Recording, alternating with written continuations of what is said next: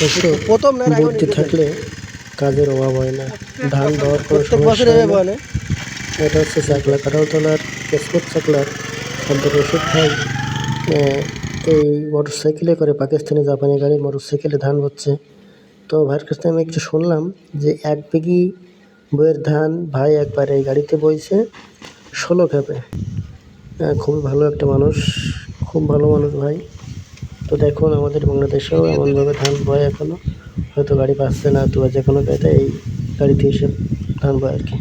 আসসালামু আলাইকুম রহমতুল্লাহ। ভাই তাহলে এইভাবে প্রথম না আগেও নিয়ে গেছেন?